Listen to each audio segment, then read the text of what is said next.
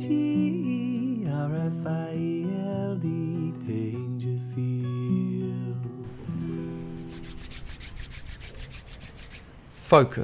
All right there. Oh, first things first. Oh, shaky earthquake in my soul. Oh, I've got a cat in my feet. All right there again.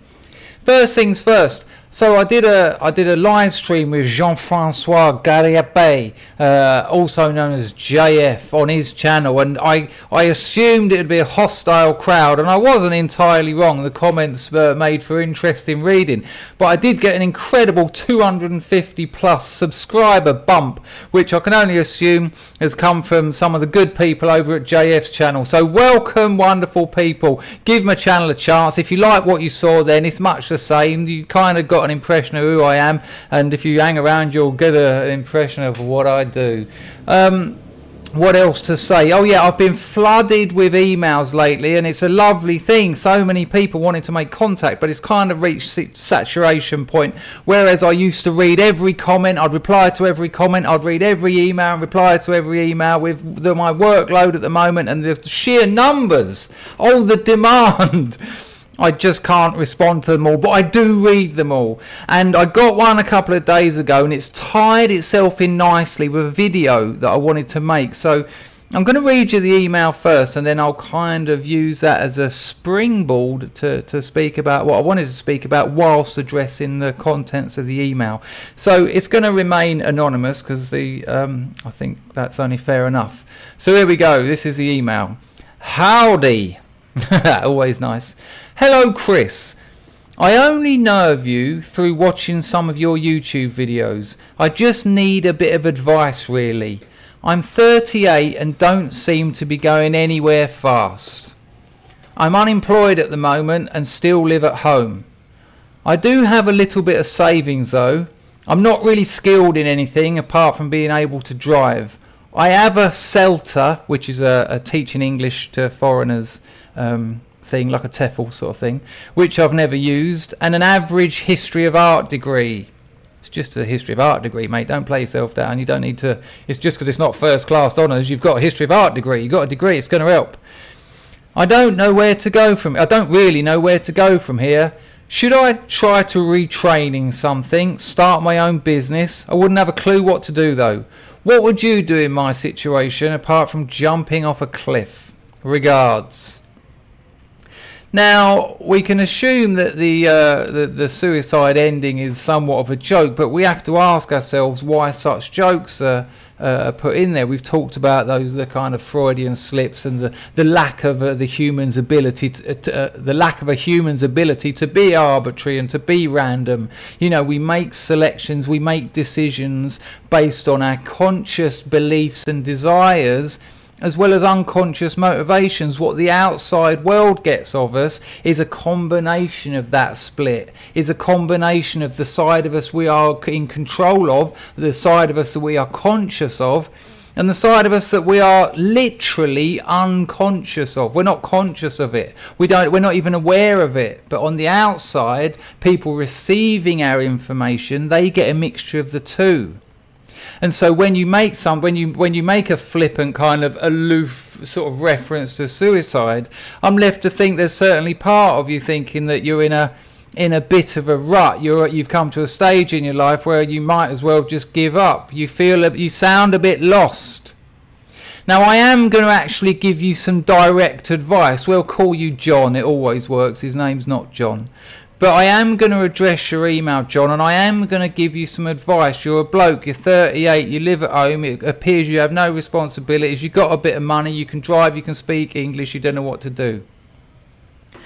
I was listening to a Jordan Peterson lecture the other week, and he was talking about having a temper.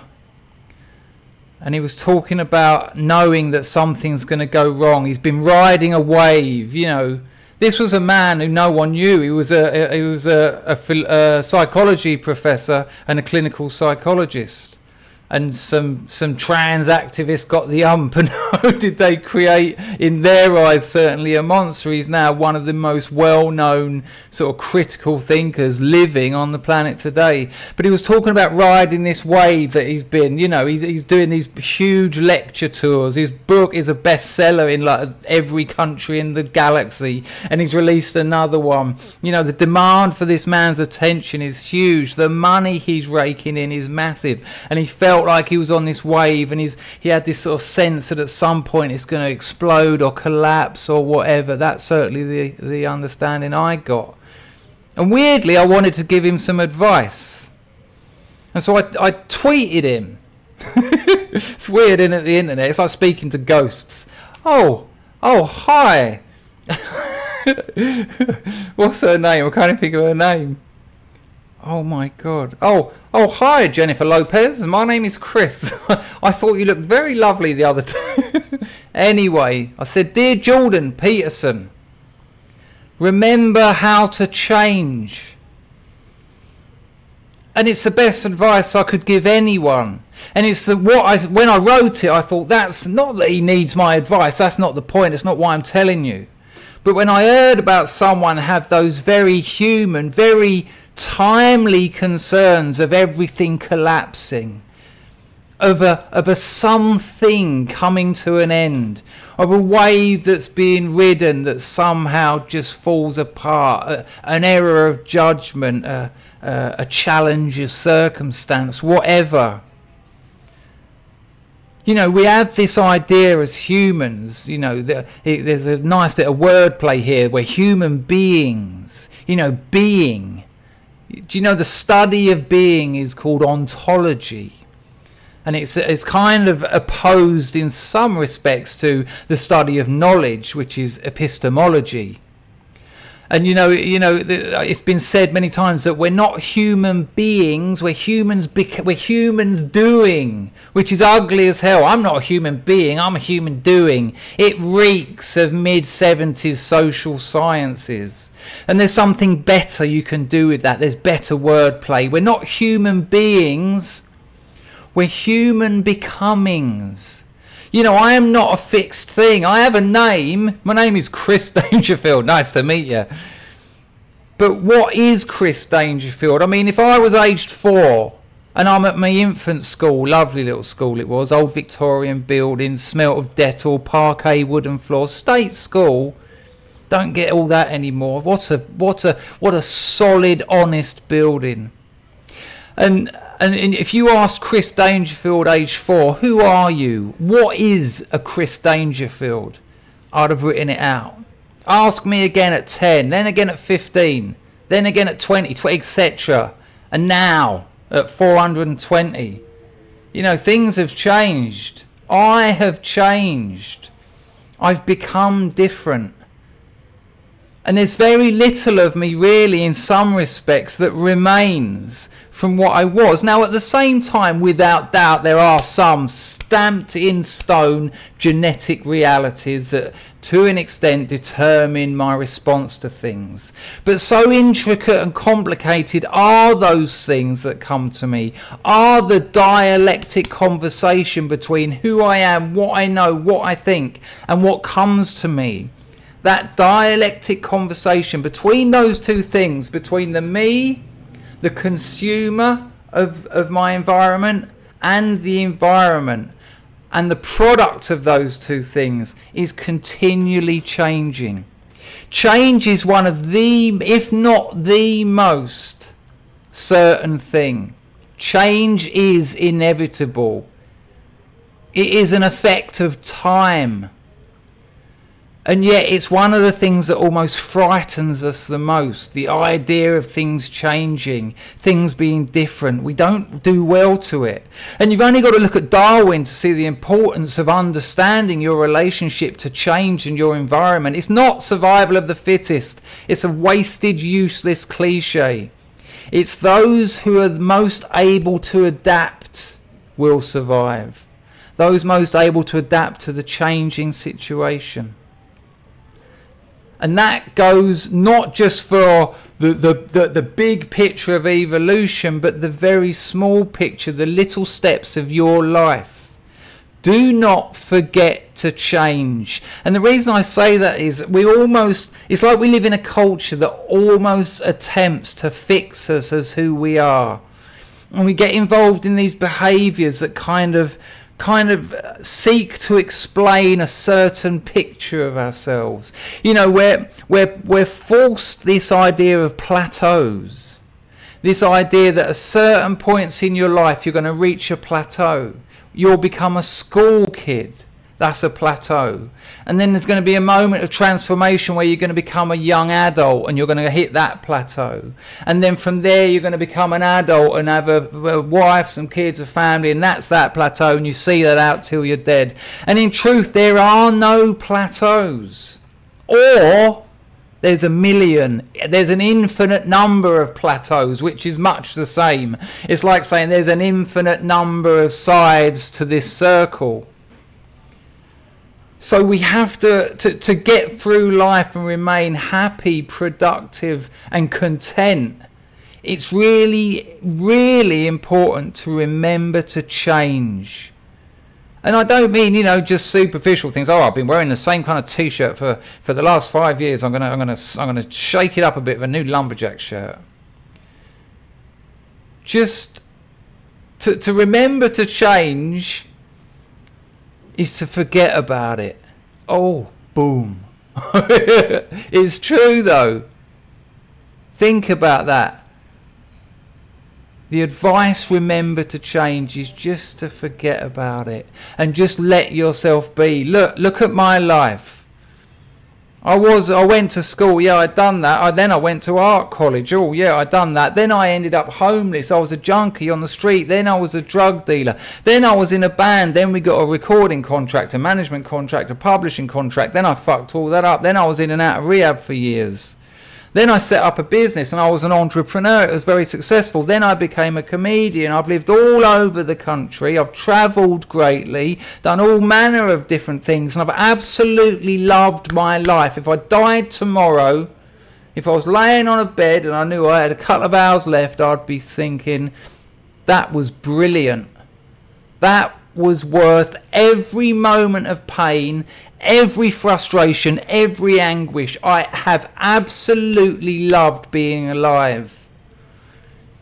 And key to that is handing myself over to the reality of difference, of not resisting change, and being aware that I am not defined by anything other than what I am doing at whatever particular time.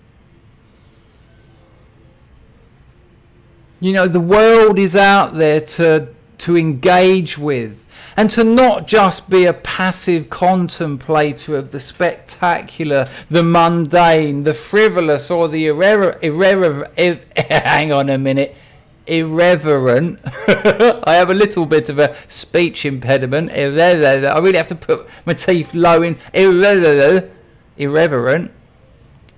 but also to produce. Not just in terms of being a creative, but in terms of meaning.